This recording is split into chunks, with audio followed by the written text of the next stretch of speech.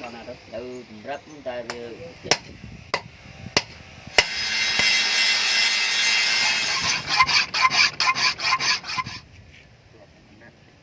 đong ọt này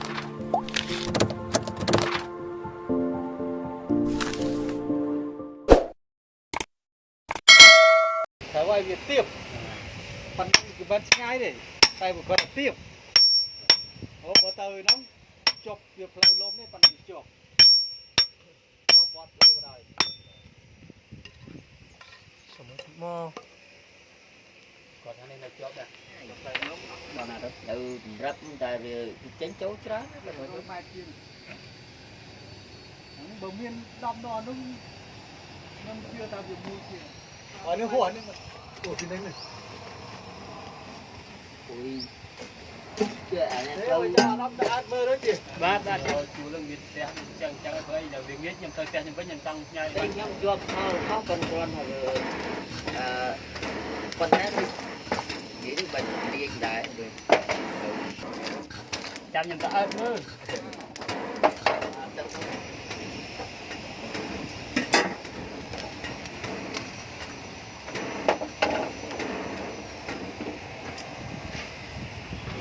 lên chết ra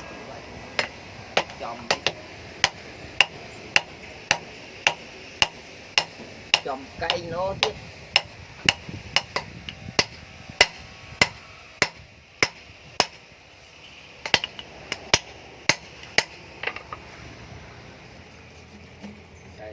ra tách của ban trồng lên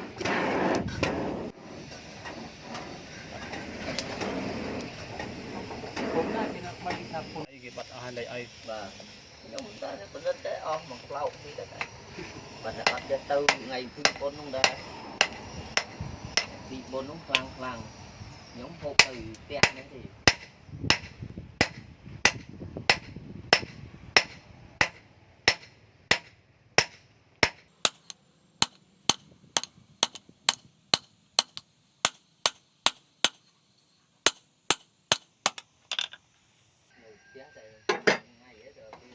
đi quấy bên đây vô lùi rồi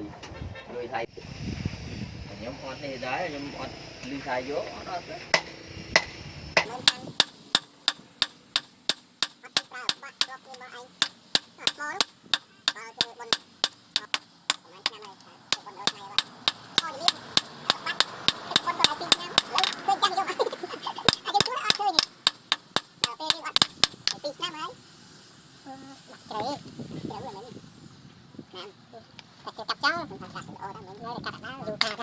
nhưng ta cắt tầm đông chưa rồi chứ cái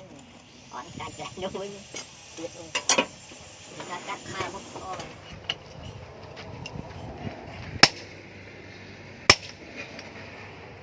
họ còn đang ở đây này cắt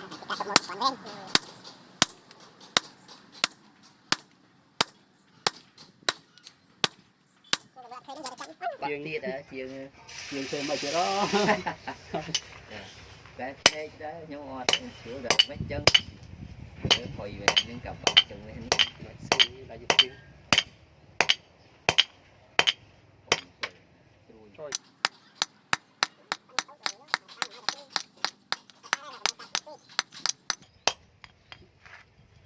không biết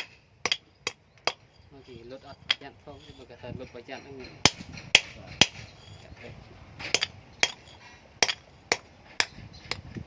người nó bọc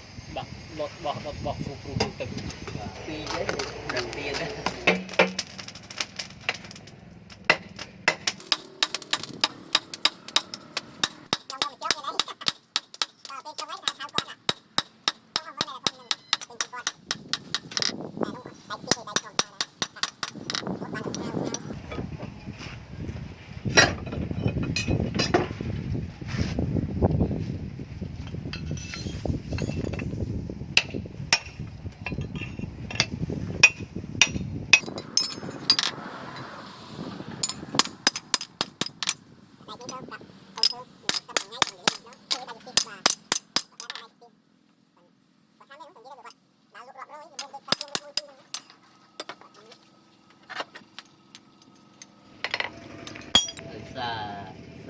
to thì nắm thì mong cục gọt con chăm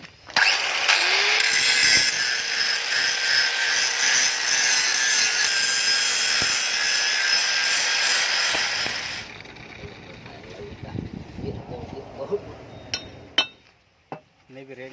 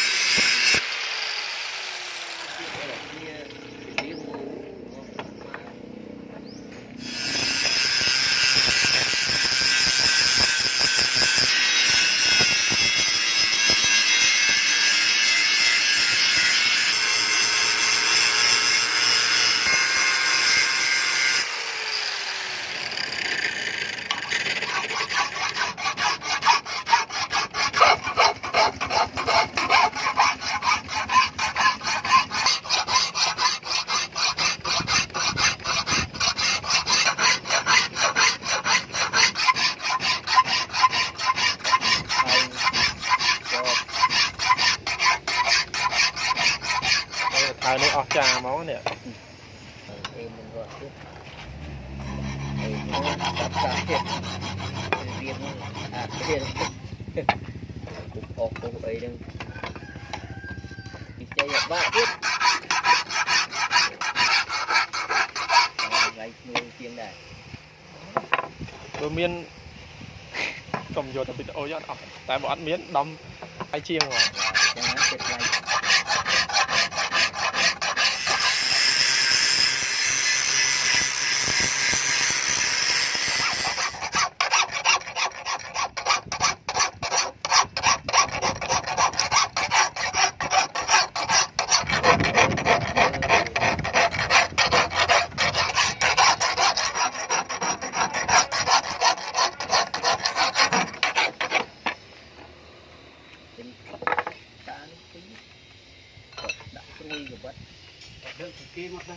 màu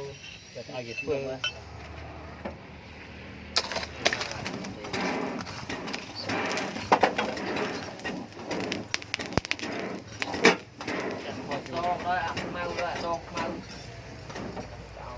nè cái chân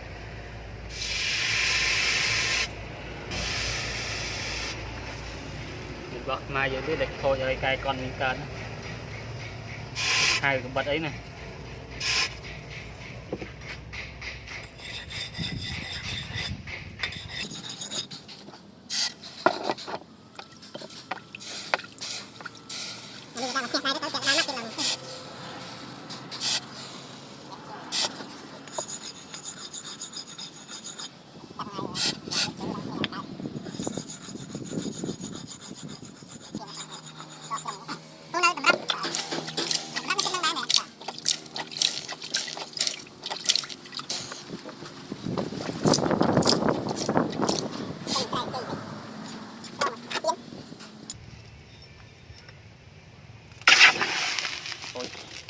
mới tiết đây chưa không lại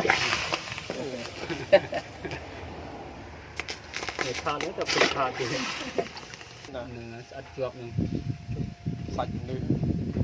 đạp tất ấy mà sạch vô mà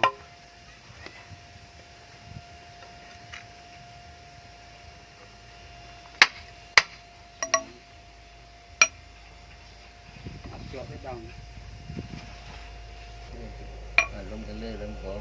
đạp mấy cái nào á nhú nhú trời 120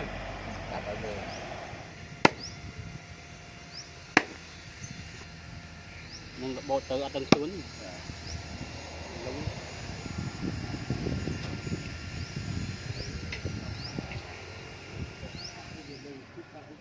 bà đang này cả tầng chưa đang cả cư của tầng vốn nay nó tập phê dương việc vốn liền cứ lâu ở tầngนี้นะ